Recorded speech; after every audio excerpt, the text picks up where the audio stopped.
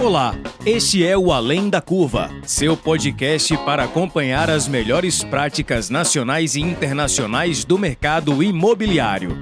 A cada episódio, um novo entrevistado compartilha sua experiência para encurtar sua curva de aprendizado.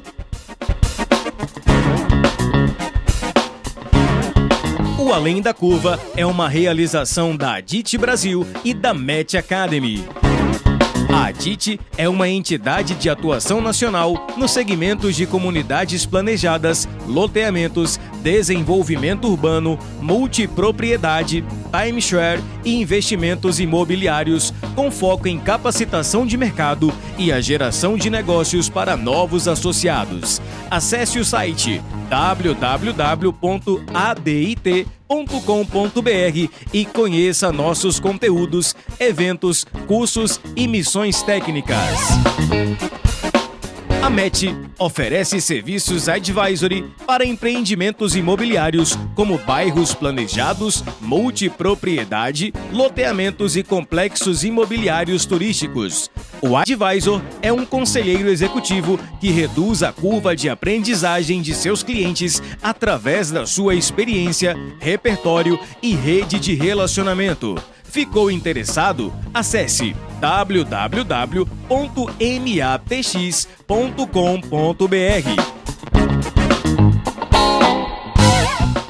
Este episódio tem o patrocínio da Miami Homes. Você que procura uma forma de proteger e ainda valorizar o seu patrimônio, invista em imóveis residenciais ou comerciais em um mercado forte e seguro, os Estados Unidos. Em Miami ou sul da Flórida, conte com a expertise da equipe de Cristiano Miami Homes e Coldwell Banker, uma das maiores imobiliárias do mundo, para ajudar você com seu melhor investimento. Acesse o Instagram, @Cristiano Miami Homes, para mais informações. Olá pessoal, tudo bem com vocês? Aqui é Felipe Cavalcante, mais uma vez bater um papo super interessante aí com um amigo meu que sabe tudo sobre loteamentos. Flávio Guerra é da Construir Loteamentos e da Urban Minas e também presidente da Elo de Minas, entre várias outras coisas aí. Flávio, tenho certeza que vai ser um ótimo papo. Muito bem-vindo, amigo. Ô Felipe, obrigado, um prazer estar aqui no seu podcast, Além da Curva. Para mim é uma honra. E eu tenho dúvida que a gente vai conseguir falar muita coisa legal aí, muita coisa bacana aí para quem nos ouvir. Cara, eu sempre que penso em loteamentos em Minas Gerais, você é o cara, né? Sempre é a pessoa que eu recorro, né? É a principal liderança aí. Como foi essa sua trajetória até aí? Você sempre foi ligado ao mercado imobiliário? Felipe, tem 17 anos que eu estou no mercado imobiliário e, mais precisamente, 17 anos no ramo de desenvolvimento urbano, de loteamento, eles falam que é uma cachaça, né? Eu não bebo bebida alcoólica, mas essa cachaça aí eu tomo dela diariamente, né? E de verdade eu acho muito legal, muito bacana ser um dos desenvolvedores urbanos aqui da região metropolitana, sul de Minas, Zona da Mata. A gente está falando aí, né, do acho que o cordão umbilical aí a célula embrionária do mercado imobiliário, né? Então a gente valoriza muito, sabe da importância, inclusive social também, né? Cara, mas me fala um pouquinho dessas suas empresas. A Construir, eu sei que é loteadora, né? E a Urban Minas, ela presta serviço, né? Explica como foi que surgiu essa necessidade, porque eu fico impressionado, né? A quantidade de coisas que você tem feito por ela também. Bom, a Construir, falando um pouquinho de cada uma, a Construir é uma desenvolvedora, né? Eu acho que tem mais produtos do que loteamentos e bairros planejados. A gente tem também condomínios fechados de alto padrão, condomínios fechados também na praia, né? Pé na areia. E, inclusive, esse ano, né, a gente vai lançar 2 empreendimentos fora de Minas, 2 empreendimentos importantes, um no interior de São Paulo e um no sul da Bahia, ambos de alto padrão, produtos bem legais. E a Urban Minas é uma empresa que que recorde, ela foi a primeira gestora de loteamentos do Brasil puro sangue.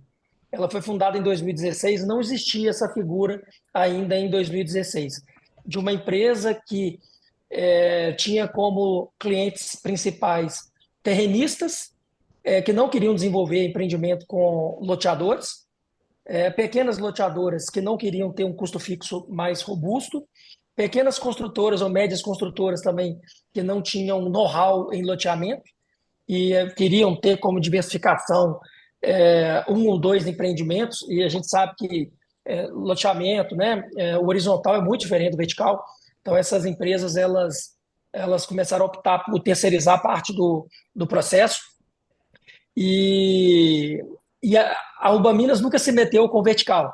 Então, uma coisa interessante, o negócio dela sempre foi horizontal. Flávio, o que que ela faz? Ela faz a gestão do primeiro dia de concepção do empreendimento, de ideia do empreendimento, de negociação com o terrenista, até a gestão do último recebível da carteira. Então, ela passa pela o auxílio, o apoio no desenvolvimento do masterplan junto aos urbanistas, passa pela gestão de obra nas empreiteiras e construtoras, pela parte comercial ali de lançamento, parte de apoio ao marketing, gestão de carteira, e aí a gente sabe de várias ações aí que são necessárias para colocar hoje um empreendimento de pé, né? E não é só isso. Então, a gente faz tudo isso e mais alguma coisa.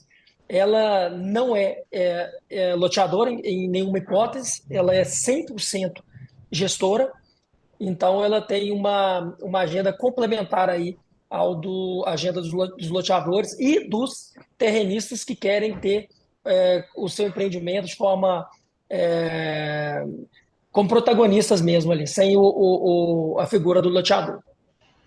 Flávio, nesses casos, o funding vem do terrenista, do seu cliente, é responsável dele ou você também entra? Nesse caso, o funding vem do terrenista, mas a gente pode ajudar também, obviamente, a buscar outras alternativas de funding, mas majoritariamente vem do terrenista. Então, normalmente, o terrenista que nos procura, ele já tem uma certa condição de desenvolver o empreendimento do ponto de vista econômico, sabe? É exatamente por isso que ele não quer o loteador. Ele fala, eu tenho recurso, eu tenho condição de fazer o empreendimento. Qual é a vantagem de fazer com uma loteadora e abrir um percentual muito relevante? Ele já tem essa opção na mesa, diferentemente de outros terrenistas que não têm essa opção, e aí a única opção, de fato, é desenvolver com algum loteador ou então vender o terreno. Cara, entendido. Agora, eu fico me perguntando aqui, né? Você falou que tá vindo para São Paulo, tá indo ir para Bahia também, eu sei que você está fazendo lá. O mercado de Minas, ele é gigantesco, né? Assim, é um mercado grande, né? Eu uma vez encontrei um loteador lá em Varginha, ele não era de Varginha, numa cidade próxima a Varginha, o cara era gigante, e nenhum de nós, nos nossos fóruns que a gente anda, conhecia o cara, tá? Então, a minha pergunta é por quê? O que é o que é que acontece em Minas que você optou por não expandir para aí, mas ir para outros estados? Bom, em Minas a gente já está no processo de expansão há algum tempo, né? A Construir era uma empresa majoritariamente com empreendimentos na região metropolitana de Belo Horizonte, que já é um mercado gigante, né? A segunda região metropolitana em número de habitantes do Brasil, ganha inclusive o Rio de Janeiro. E aí a gente decidiu expandir para a Zona da Mata, que tem muita oportunidade, para o sul de Minas, que é um lugar assim magnífico, com uma renda per capita muito boa, com um níveis de projetos legais lá no sul de Minas. Mas a gente tem uma similaridade do interior de São Paulo com o interior de Minas. E o sul da Bahia é um lugar muito frequentado pelos mineiros. Então tem uma lógica em cima disso. A gente não foi para outros lugares ainda, porque aí sai um pouco dessa lógica, não que a gente não vá. Mas quando a gente fala ali é, da, do interior de São Paulo, tem muitas cidades muito semelhantes com as cidades de Minas. Claro, outras até maiores, mais desenvolvidas e tudo mais, mas assim, o cliente pensa de uma forma bem similar. E até também a distância. A questão logística não é uma distância relevante, né? Por exemplo, a gente tem empreendimento em Pouso Alegre, mas 1 hora e pouquinho a gente está em São Paulo, né? Agora, no caso do sul da Bahia, nós estamos falando de praia, né? O mineiro não tem praia e o mineiro escolhe alguns lugares para ir. Já teve a região ali de Guarapari, teve a região de Cabo Frio, muitos anos, foram essas duas regiões, e hoje você tem ali, né, no alto padrão hoje, Angra dos Reis, muitos mineiros vão para lá, Trancoso, muitos mineiros vão para lá, Maraú, muitos mineiros vão para lá, e aí a gente identificou uma joia rara lá em Maraú e decidimos iniciar nossos trabalhos na Bahia com um empreendimento de alto padrão, inclusive um condomínio fechado com multipropriedade, vai ser nosso primeiro multipropriedade, um multipropriedade também de alto padrão, um produto assim na melhor localização lá do município, né, da região. Então a gente está muito entusiasmado de entrar nesse segmento também de condomínio de luxo, né, pé na areia. E agora com o multipropriedade a gente achou que ficou mais bacana ainda esse multitipologia. A gente está apostando bastante. E no caso de São Paulo, a gente já, né, além de loteamentos, etc., agora tem também nós estamos entrando no condomínio de alto padrão. E a gente está escolhendo Porto Feliz para esse primeiro empreendimento de alto padrão em São Paulo. Porto Feliz, a gente fez uma pesquisa de mercado, a cada 10 entrevistados, 8,5 gostariam de ter uma segunda moradia em Porto Feliz. Então, Porto Feliz é a bola da vez, né, para esse mercado, para esse segmento, para esse nicho. E a gente vai estar ali muito próximo ali à Fazenda Boa Vista. Show de bola. Cara, você está se planejando há bom tempo aí para se expandir, né? Já tem essa expansão interna aí dentro de Minas que já deve ter dado uma experiência. E entre essa turma que está nos ouvindo, podem ter loteadores que tenham esse interesse em expansão, né? E a gente conversou muito, a gente participa junto de vários fóruns aí, né? Clubes de discussão, de aconselhamento. E essa pauta da expansão, de que É tipo, de como polêmica. expandir, e é recorrente, cada um tem sua maneira. Compartilha com a gente aí o que é que você aprendeu, qual foi o modelo que você resolveu usar de expansão, o que é que você viu por aí que não funciona, quais são os conselhos para quem está pensando em expandir sua empresa e, obviamente, serve para loteamento, mas vai servir para incorporadora, para qualquer negócio, né? Vai. O primeiro ponto, bem falado aí, é o planejamento. Esse planejamento nosso, ele iniciou em 2021. O planejamento estratégico foi finalizado em 2022. E agora a gente está começando a ter os frutos desse planejamento. Então, não pode ter pressa. Contratar boas construtoras locais, né? Uma questão muito importante também é a questão da aprovação, do acompanhamento da aprovação local ali. Então, você tem que ter bons escritórios também ajudando a estar na diligência diária, que a gente sabe que é muito importante para o sucesso de qualquer aprovação e licenciamento. Então, a gente tem que identificar quem são os bons escritórios, quem locais. Independente se você tem urbanistas desenvolvendo master plans que não sejam da região, é importante você ter esse apoio local. Esse apoio local que vai dar ali aquela dica que vai mudar pouca coisa, mas são várias diquinhas daquela que na hora que você vê, mudou muita coisa. Nós ganhamos aqui 6 meses, 8 meses de aprovação por conta dessa interlocução local ali. Outra questão importante é se manter próximo dos terrenistas, mesmo à distância, estar próximo. Estar próximo quer dizer só fisicamente, mas em contato constante com esses terrenistas, que eles se sintam assistidos, que eles não se sintam abandonados aonde que eles estão. Então, é importante que manter essa agenda também de reuniões periódicas, etc., informando da evolução. A gente sabe que o horizontal ele tem uma característica de demorar muito, né? Então, os terrenistas normalmente ficam ansiosos. Então, essa interlocução, essa comunicação tem que ser muito saudável, muito azeitada e com alinhamento de expectativa desde o início. Eu costumo falar, Felipe, do que eu considero importante particularmente, como desenvolvedor. Originação de negócio, interlocução com o mercado, interlocução com o poder público, gestão dos terceiros, aí a gente acredita numa gestão terceirizada de muita coisa, tá? E o acompanhamento dos terrenistas. Esses 5 itens, eles são os itens que eu considero os mais importantes para o loteador. Todo o resto, que é também importante, né, que nós estamos falando da operação, ao meu ver, pode ser terceirizado. Na minha opinião, pode ser terceirizado. E foi acreditando nesse modelo que nós criamos, inclusive, a Ubaminas, para dar suporte para quem entendesse que você originar bons negócios, ter boa interlocução com seus sócios, ter boa interlocução com o mercado financeiro, com seus pares, entender o que está acontecendo, porque isso também toma tempo. Então, tudo é investimento. Para você ter essa presença junto aos seus pares, junto ao mercado, isso demanda investimento, demanda tempo. E dentro da empresa também.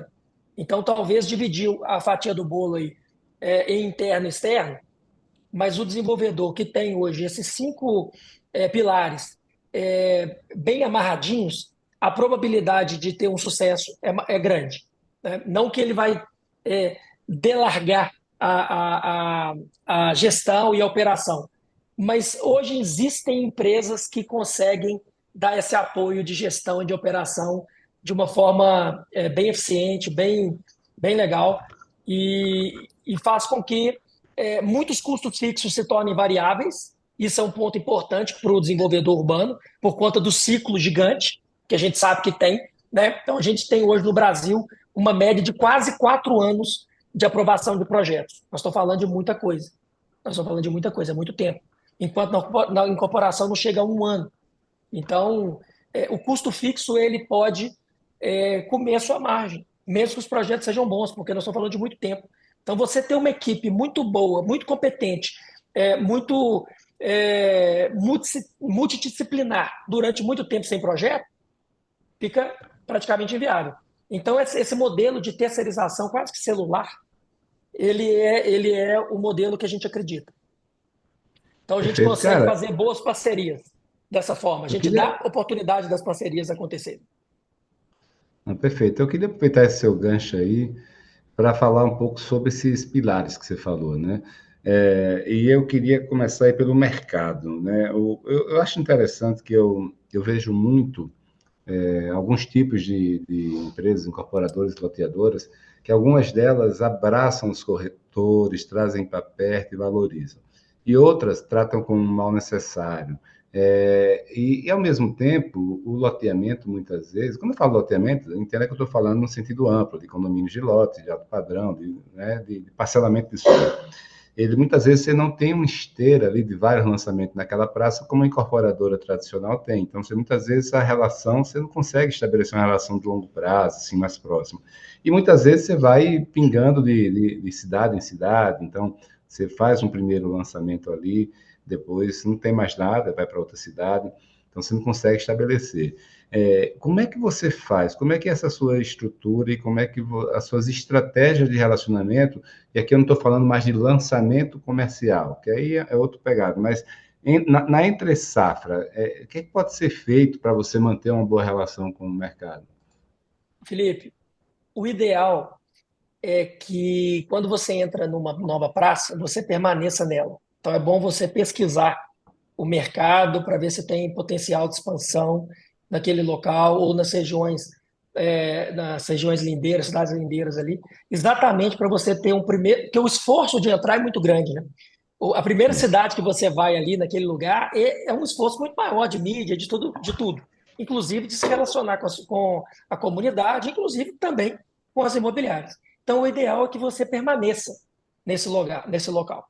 E aí você vai desenvolvendo um relacionamento com os corretores, de maneira que eles vão trazendo, inclusive, novas oportunidades para você desenvolver mais empreendimentos, e eles vão comercializando esses empreendimentos. Bom, a gente já trabalhou de várias formas, inclusive tivemos house muito tempo, que são aquelas imobiliárias internas, né?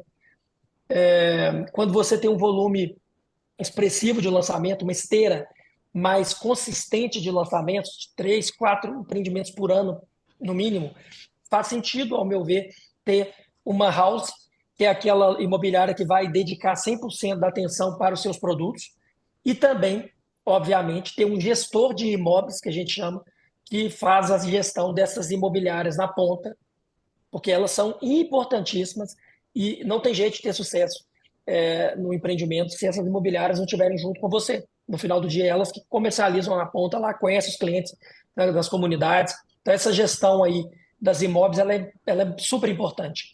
Esse relacionamento tem que ser sempre muito bem costurado, bem azeitado, para que não haja uma repulsa de algumas imobiliárias ou corretores ao seu produto. Imagina só, você vai chegar num lugar e você não abriu venda para aquelas imobiliárias, as imobiliárias podem muito bem não comercializar o seu produto e ainda utilizar eles para vender outro, ou eventualmente é, não dar atenção nenhuma para o seu produto, você vai vender para quem? Você vai ter que fazer um esforço muito maior financeiro, de marketing, para poder eventualmente virar aquele produto, né? Então, vamos lá.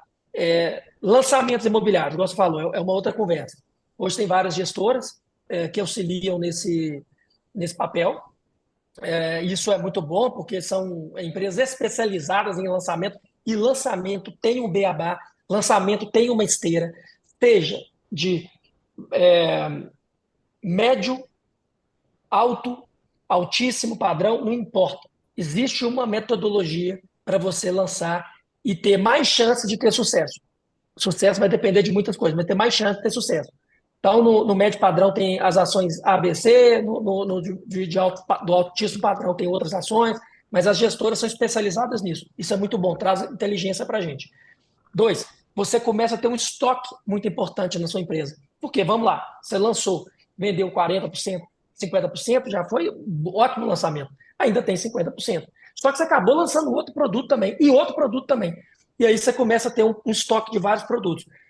Aí, ter a house é uma opção inteligente, porque você vai ter ali os corretores dedicados para resolver principalmente a questão do seu estoque. E a gente sabe que uma loteadora com estoque alto não faz sentido para ela. Ela é uma indústria de produção de produto, ela tem que se retroalimentar com a venda, né? Ela lança e vende, ela aprova, lança e vende, aprova, lança e vende. Ela não é uma empresa patrimonial, né, no sentido de patrimonialista. Ela tem que ela tem que ter uma mentalidade de indústria mesmo, de vender os lotes, de reciclar. E na ponta lá, essa gestão aí com os corretores de forma bem carinhosa, de forma bem respeitosa com os corretores que são protagonistas do nosso mercado. Os corretores são protagonistas do nosso mercado. Cara, deixa eu só, já que você falou de corretor, né, de imobiliária, tem muitas empresas que só trabalham com imobiliárias, tem outras que trabalham com autônomos, outros que trabalham com os dois misturados, tem algumas empresas que dizem que para fazer lançamento de represamento só funciona com imobiliária. Como é que você vê essa situação, essa relação? Assim, você tem alguma preferência ou tem um tipo de produto ou lançamento que é mais voltado para um ou para outro? Vai depender muito da praça. Eu acho que um ponto muito importante da Construir é o respeito à cultura local. Inclusive, uma das nossas premissas. Cada cidade tem a sua cultura. A gente tem cidade aqui da região metropolitana de Belo Horizonte, a 25 quilômetros de Belo Horizonte, que parece que a gente está a 450 quilômetros de Belo Horizonte, no quesito forma de entender o mercado imobiliário. Assim como a gente tem cidades aqui do lado que entendem de forma mais avançada, inclusive, que Belo Horizonte. Então, a primeira coisa é entender aquele mercado. A cidade tem a sua cultura, tem o seu jeito de fazer. A gente tem cidade aqui na região metropolitana de 85 mil habitantes que tem 200 imobiliárias. Como que desenvolve um empreendimento sem ter uma interlocução muito estratégica com essas imobiliárias? Como? Uma coisa é você chegar numa cidade que tem 3, 4, 5 imobiliárias. A gestão é muito mais fácil. E aqui tem 200. Como que faz? Então, depende muito de praça para praça e de produto também, né? Eu acho que o produto, ele dita também o tom da estratégia, principalmente os produtos de alto padrão, precisam de uma estratégia mais voltada para exclusividade, para um contato pessoal ali, também da própria empresa, não só da desenvolvedora urbana, não só também da imobiliária. Então, isso vai depender muito. Agora, Flávio, o que você prefere? Eu prefiro lidar com as imobiliárias e colocar regras claras de relacionamento e metas claras, de forma que elas se tornem parceiras mesmo e que elas ganhem junto conosco. Eu acho que a gente tem que ver as imobiliárias como, e os corretores como parceiros, como peças fundamentais, stakeholders importantíssimos para o nosso negócio. Tem muita gente que, um dia não vai ter mais. Eu não estou preocupado com isso. Eu estou preocupado em conversar com essa turma toda, entender se o meu produto é o ideal, adequado, inclusive antes de aprovar, se eu posso mudar alguma coisa, se eles acham, o que, que eles acham, e depois lançar em consonância, em conjunto com eles. Eu acho que isso é importante. Show. Em vista associável da sua equipe comercial. Bacana. Cara, vamos para o outro ponto aí fundamental. Um é venda, né? O outro é grana para construir.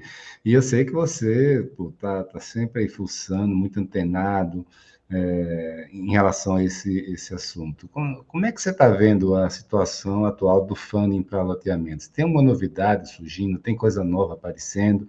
A gente acabou consolidando nos últimos anos de 2016, 18 para cá a parte de crise, né? Mas tem algo mais aí que você está vendo aparecer? Eu tenho visto, principalmente, tem uma empresa mineira que tem chamado muita atenção, o crowdfunding. Ela tem conseguido levantar recursos importantes e muito rápido.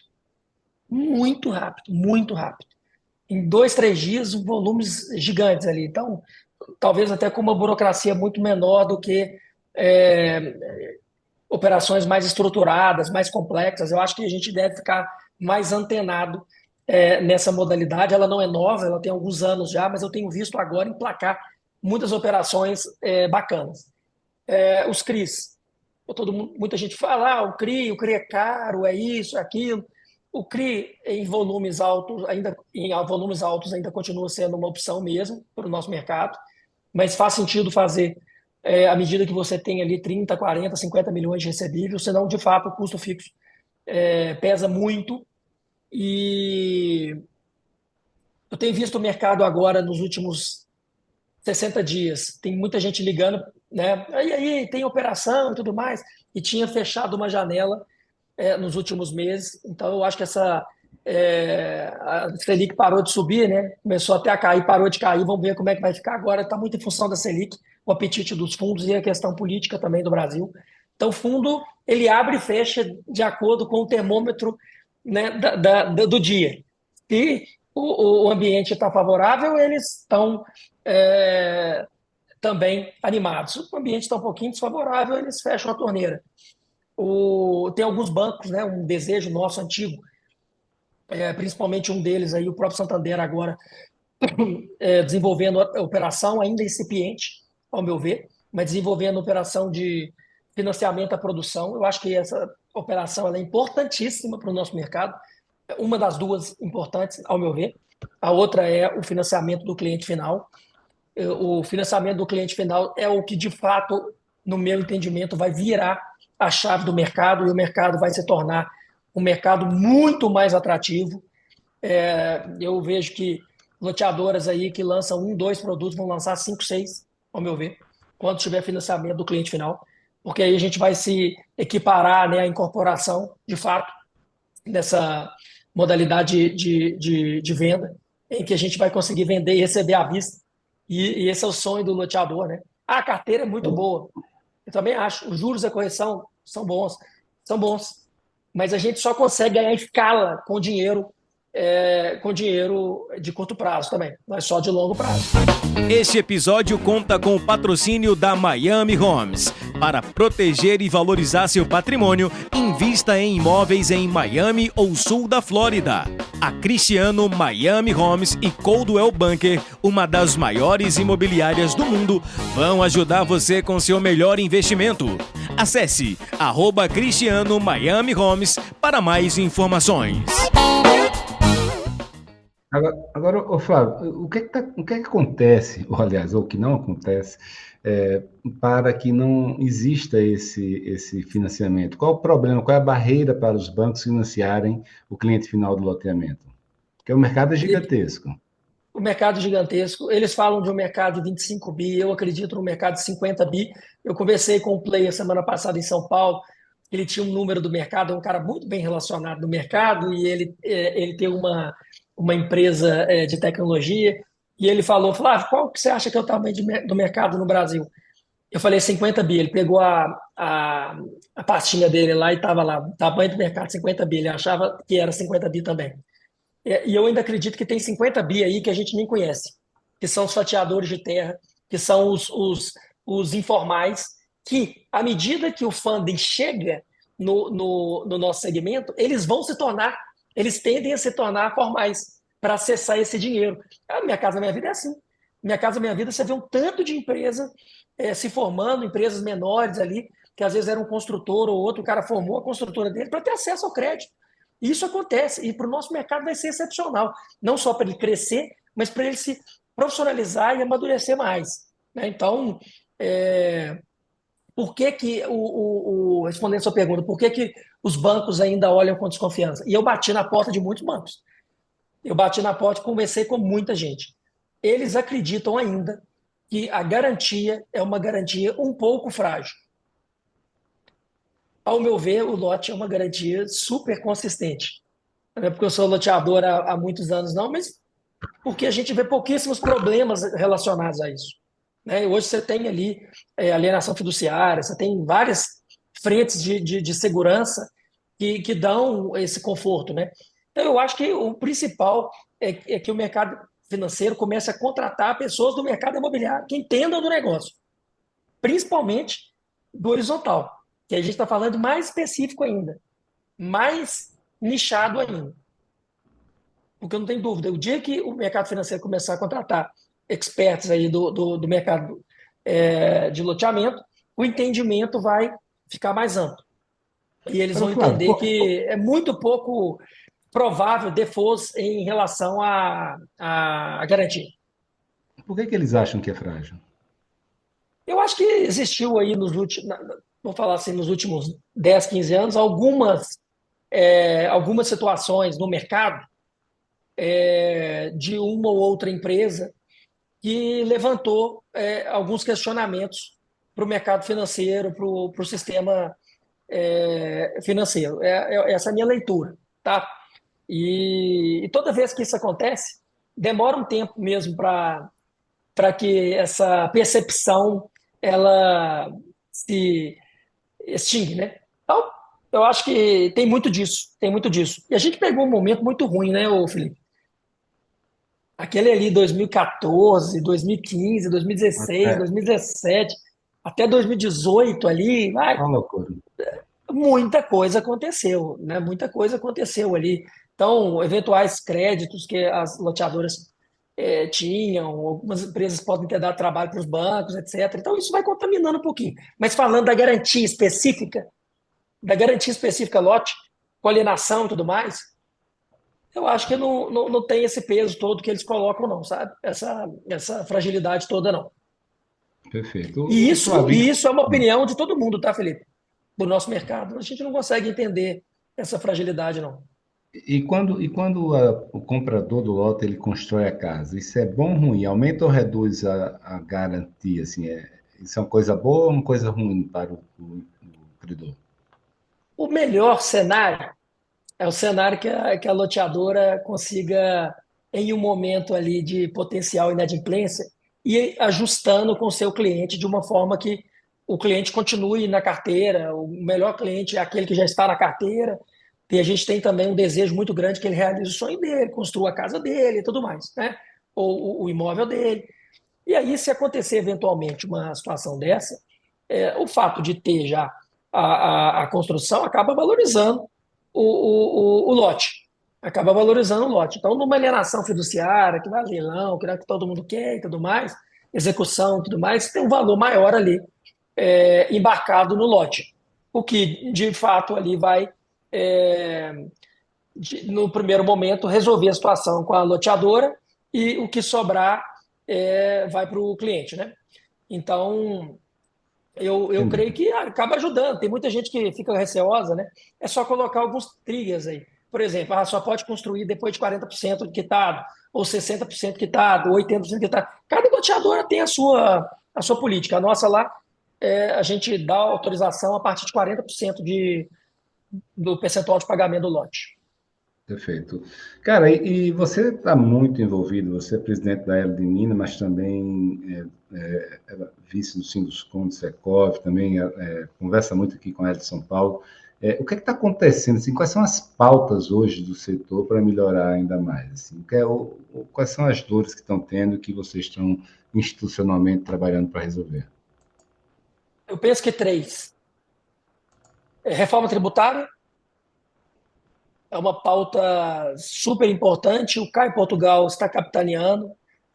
Inclusive, agora no dia 20, a gente vai ter o Construa Minas, um Sinduscon aqui de Minas Gerais, que você já teve a oportunidade de participar. O Caio Portugal é convidado. A gente vai ter um painel focado em reforma tributária. O segundo ponto, melhoria no ambiente da aprovação de projeto, licenciamento ambiental. Então, se você me perguntar quais são as barreiras de entrada, eu vou te falar, aprovação e funding. A aprovação continua sendo um gargalo gigante, não existe uma uniformidade de pensamento, cada estado tem uma realidade, cada cidade muitas vezes tem uma realidade, você tem que ter um time muito competente para conseguir fazer uma aprovação saudável, um licenciamento saudável, de maneira que não fique nenhum passivo para o futuro, inclusive, e de maneira que você consiga cumprir todas as exigências, estão cada vez maiores, contrapartidas descabidas, muitas vezes. Então, eu acho que essa pauta aí de licenciamento e aprovação de projeto, ela é super importante, a gente não pode não estar focado nelas, tá? E uma outra questão é tentar convencer o mercado financeiro, né? Principalmente os bancos também. Então, estou falando do mercado financeiro e mercado de capitais. O mercado de capitais já comprou há mais tempo os loteamentos, né? O mercado financeiro, que são os bancos, ainda não. Então, tentar convencê-los mesmo, inclusive a Caixa Econômica Federal, de disponibilizar linhas de financiamento à produção e financiamento ao cliente final. Eu acho que é algo que os bancos estão demorando para fazer. É um mercado grande, é um mercado que um cliente desse fica 10 anos com o banco. Olha quanta coisa legal que o banco vai vender depois. Conta corrente, cartão de crédito, empréstimo para isso, até para construir a própria casa, os eletrodomésticos depois para mobiliar o imóvel. Tem uma série É de. tudo que o banco adora isso, né? Relação de longo prazo, Exatamente, seguro disso, fidelidade. seguro daquilo, exatamente. Então, assim, estamos torcendo para que isso ocorra o mais rápido possível para dar fôlego para as loteadoras também. As loteadoras, principalmente as pequenas, elas sofrem muito com fluxo de caixa, porque a venda em 200 meses, o recebimento e a obra em 24, né? É complexo. Agora, vamos falar sobre reforma tributária, então. A gente, logo depois que foi aprovada aí a reforma tributária, né? é, Na internet foi invadida aí por algumas informações de que aumentaria bastante, né? O tributo ao se comprar uma casa própria, o seu imóvel. Como é que está isso? Como é que isso está afetando o loteamento nas duas pontas, para o cliente final e para a produção, né? Para o desenvolvedor? O Felipe, ainda estamos estudando. Para te falar que ainda não temos um diagnóstico. É, Passou já lá na Câmara, né, e agora está no Senado, mas muita coisa ainda não dá para entender. Eu não estou falando só desse, né, desse segmento, não, de vários segmentos. Está todo mundo ainda meio confuso. Mas a expectativa é que os senadores lá coloquem a mão na consciência e não onerem essa atividade aí. Estou falando de segmento inteiro, estou falando de habitação mesmo, estou falando de construção civil, estou falando de mercado imobiliário como um todo. Suma importância, uma cadeia gigantesca de 90 outros setores envolvidos, de milhões de trabalhadores. Então, eu penso que precisa ter uma conversa mais ampla nesse sentido, porque senão vai impactar muito. E no final do dia vai impactar quem? Vai comprar o imóvel. O imóvel Sim. vai ficar mais caro do que já está, né, Felipe? A gente sabe que o imóvel valorizou demais. Se a gente pegar aí de 2020 para cá, o imóvel explodiu, tanto comercial quanto residencial, quanto lote. Pra você tem ideia, um lote em Minas Gerais, ele tinha um preço médio de R$ 200 mil em 2020. O preço médio hoje está R$ 327 mil. Um lote hoje em Minas Gerais. Desculpa, lote de condomínio fechado. O lote em bairro tinha um preço de R$ 140 mil, está com R$ 200 mil já ali de preço médio. Então, assim, está subindo, o preço está subindo, os insumos subiram, continuam subindo numa escala menor, mas continua subindo. Então, aonde que isso vai parar, né? O Caio a gente combinou dele ser o porta-voz desse assunto de reforma tributária. E essa palestra do dia 20 eu gostaria de disponibilizar ela para todo mundo, que a gente vai descer no detalhe do detalhe do detalhe, está reunindo um tanto de informação, conversando com muitas pessoas, para chegar no dia 20 super afiado, com as informações todas coletadas, para a gente ir no detalhe, do detalhe, do detalhe, e a gente faz questão depois de divulgar para todo mundo. Inclusive para Show de você, bola. para sua base toda, tá, Felipe? Importante. Bacana, cara. Agora, irmão, você mencionou aí em algum momento a Caixa Econômica, e a Caixa, há alguns anos, ela lançou um programa de financiamento à produção de lotes, só que isso nunca decolou. Por que foi que não decolou? Qual foi o problema? E se há alguma tratativa em andamento com eles para ajustar o programa? Desde então, né, o Produlote foi lançado ali em 2017, final de 17, começo de 2018, com parâmetros muito fora da realidade do nosso segmento. Então, esse é o ponto, né? A empresa tinha que faturar X milhões, ter tantas obras entregues, são tantas condicionantes que isso inviabilizou a ampliação desse programa no que tange mesmo as loteadoras. As loteadoras começaram a enxergar que não era viável. Então, pouquíssimas operações foram feitas. Desde então, as conversas continuam, as tratativas continuam, mas ainda sem sucesso.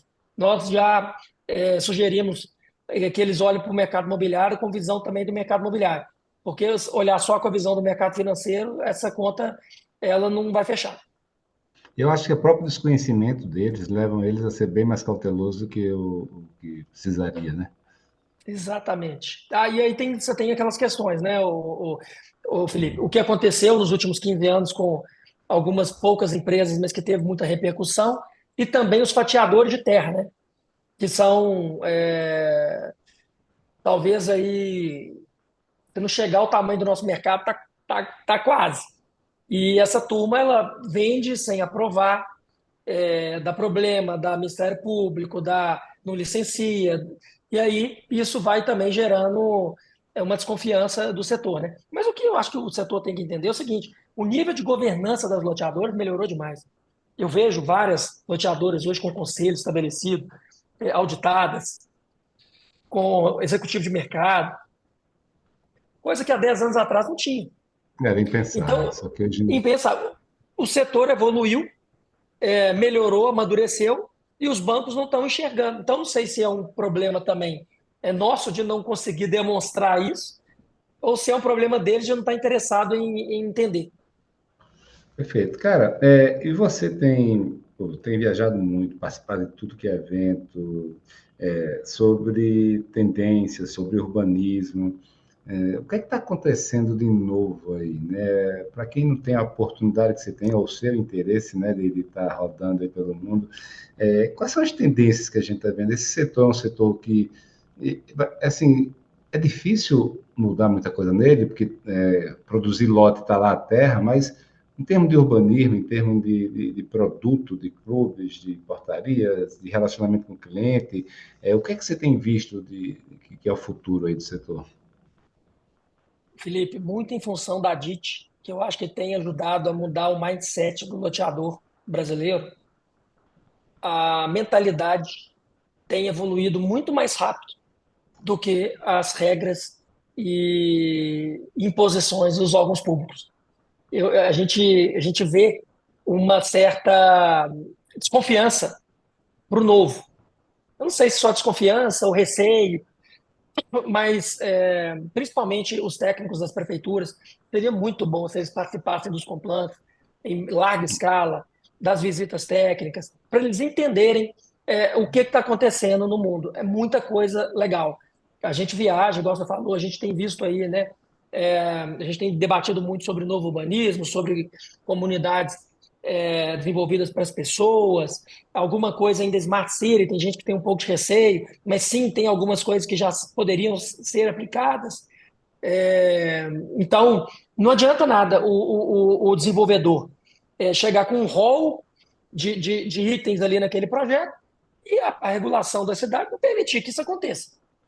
Então, eu acho que tem que ter esse alinhamento. Fica uma dica aí, tá, Felipe?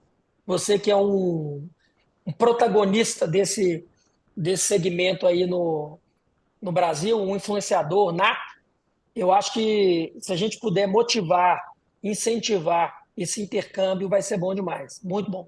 E não tem dúvida que muita gente pensa igual, não. Cara, Cara, a água, eu vou te dar um exemplo, desculpa, Felipe. A gente teve a missão técnica da VIT lá na Holanda, Áustria, Suíça. Cara, água, água, água, água. Um rio, um canal.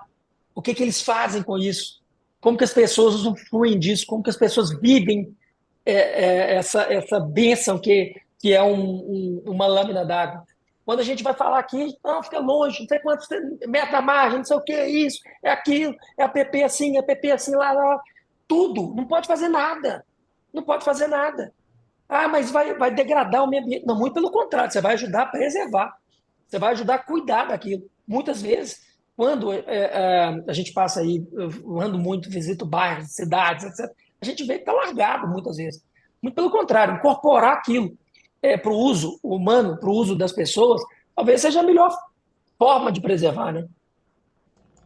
não, perfeito. E em relação a bairro planejado, cara, eu vejo o pessoal de loteamentos, né? Eles têm muito acostumado àquele loteamento unifamiliar, com início, meio e fim, condomínio de lotes fechados.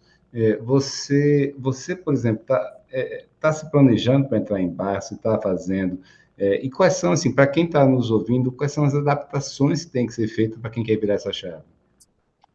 Vou te dar um exemplo de um empreendimento nosso em Lagoa Santa.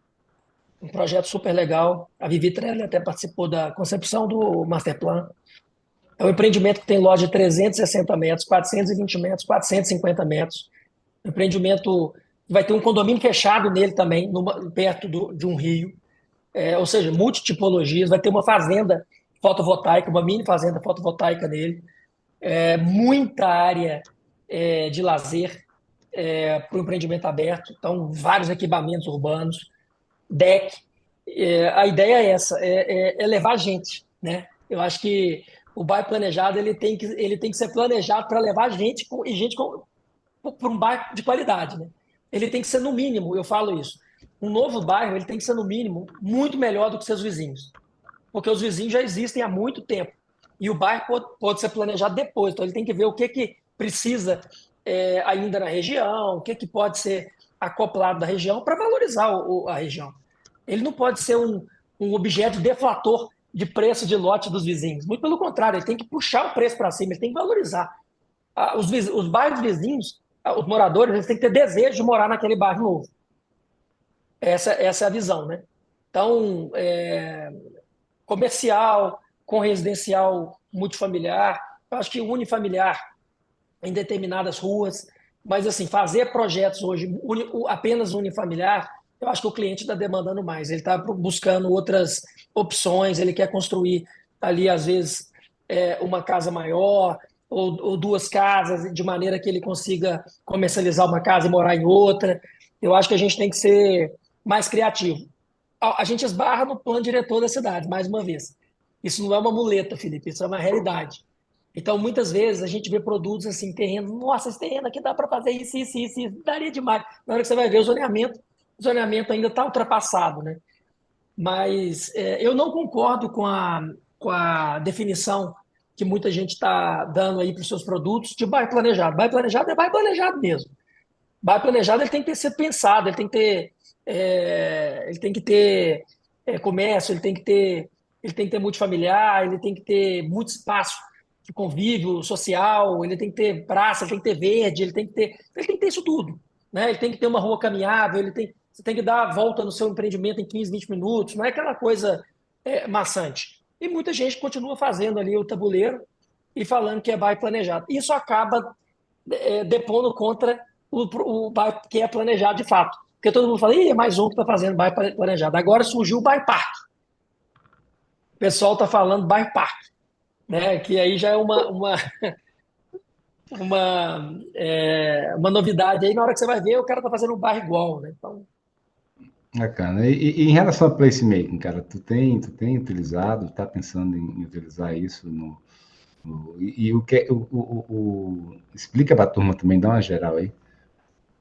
cara, eu acho que depois que você faz cursos aí com o Felipe Cavalcante, depois que você participa de conversas é, importantes, né, aí com na DIT e tudo mais, participa de aulas, você começa a ver tudo, charrete, placemaking, você começa a ver um universo de possibilidades que ajudam a melhorar a qualidade do empreendimento, né? E tudo que gera valor, Felipe, para o cliente final, que dê qualidade de vida, que traz comodidade, que traz até potencial de valorização também econômica, sabe? A gente costuma fazer na nossa empresa, inclusive, um comparativo em alguns empreendimentos de qual que é o percentual do CDI no tempo da obra, de qual que é o percentual da inflação e qual que foi a valorização do lote naquele momento, porque assim, é importante que ele seja bem aprovado, é importante que ele tenha uma obra boa, é importante isso tudo, mas é importante também a valorização. Então, tudo isso que agrega algum valor, né? Pensar em um lugar ali habitado de forma carinhosa mesmo, né? Trazendo ali o passado também, né, Felipe? Os bairros ali, a convivência do passado, trazer equipamentos que possam, de fato, gerar convívio. Isso tudo é importante. Então, a gente está, sim, estudando bastante. Tem um empreendimento nosso em Pouso Alegre que a gente vai lançar, que a gente está fazendo muita ativação antes do lançamento, e nós vamos fazer muita ativação durante a obra também, trazendo ali a comunidade, fazendo é, corrida de bicicleta, de bike lá, esqueci o nome, food truck, encontro da turma que gosta de carro antigo, encontro cara, todos esses encontros, esses É que movimentos. antigamente você não faria, né? Antigamente você não faria. O pessoal, corrida. Então, por exemplo, a gente quer fazer a corrida da cidade. A gente quer apoiar. E não é só no lançamento do empreendimento. A gente quer que o bairro seja a saída, a partida da maratona da cidade, por exemplo. Tem uma meia maratona na cidade, a gente vai fazer isso. Cara, como é que você não incentiva o esporte hoje? A gente quer um lugar que as pessoas tenham prazer em morar, que vai ter academia ao ar livre, que vai ter uma lagoa, mesmo que ela seja pequena. A gente está colocando 2 lagoas agora no empreendimento nosso, e essa ideia, o Felipe, veio depois da viagem da missão técnica. A gente não tinha a ideia de colocar lagoa, não.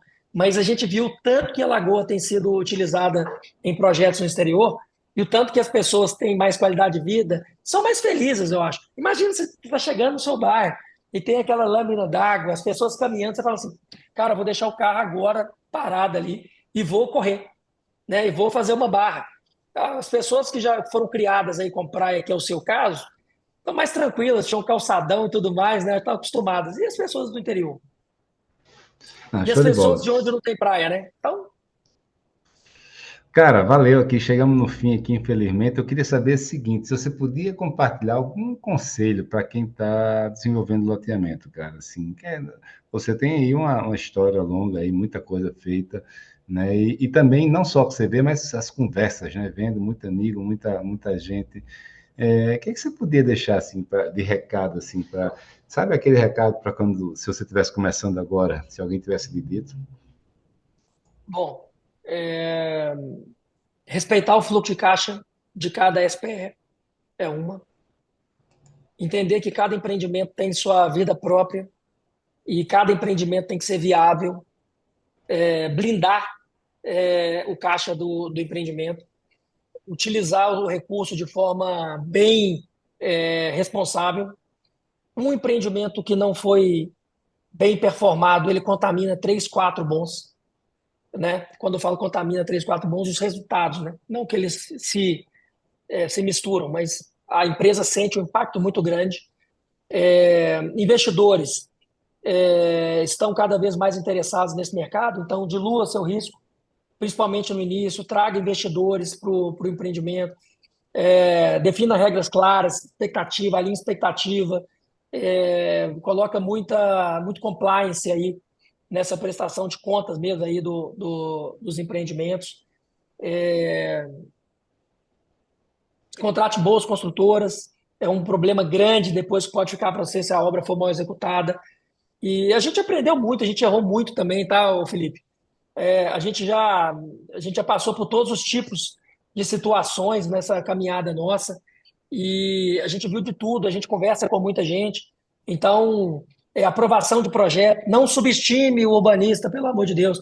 Contrata uma boa casa, uma boa urbanista, não economize em projeto. Projeto é 90% do sucesso da obra.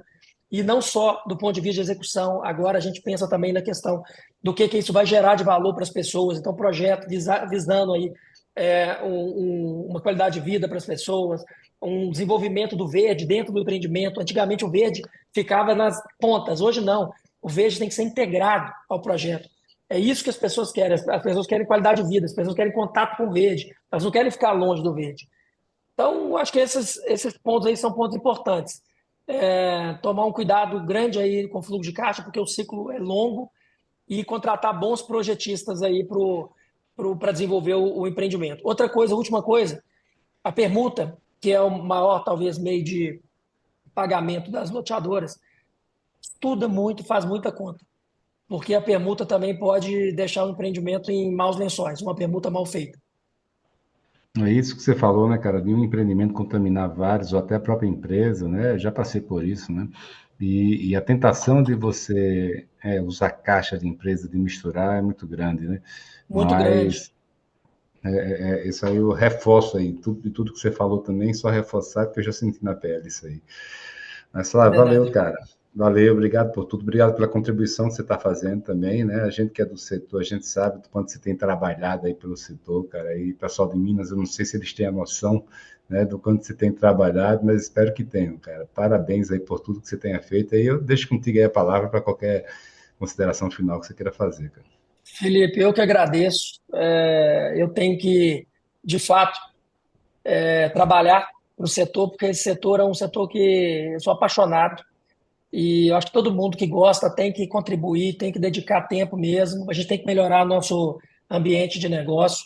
Queria parabenizar, né, o trabalho que você está fazendo aí, tem muito tempo, reconhecido nacionalmente e internacionalmente.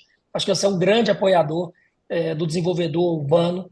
E se não fosse por pessoas como você, a gente estaria ainda alguns anos atrás. E você quer difundir conhecimento.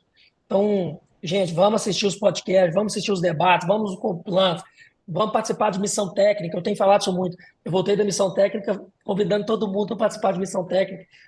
Das últimas duas eu fui e eu vi o tanto que foi rico para mim. Isso muda a cabeça da gente, isso ajuda a mudar a cabeça de onde a gente está, das pessoas. A gente começa a ter um ciclo virtuoso aí de boas ideias. Então, obrigado. Você é um cara que eu admiro, que eu gosto muito, saiba disso. E conte comigo aí, tá bom? Valeu, cara. Agora, amigo, falando de amigo é fácil, né, cara? Mas, cara, valeu, obrigado por tudo aí. Realmente eu reforço essa questão das missões técnicas.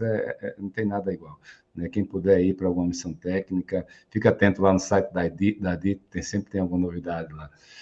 Valeu, Flávio. Grande abraço, meu amigo. Obrigado, um abraço. Este episódio conta com o patrocínio da Miami Homes. Para proteger e valorizar seu patrimônio, invista em imóveis em Miami ou sul da Flórida. A Cristiano, Miami Homes e Coldwell Banker, uma das maiores imobiliárias do mundo, vão ajudar você com seu melhor investimento. Acesse @Cristiano Miami Homes para mais informações.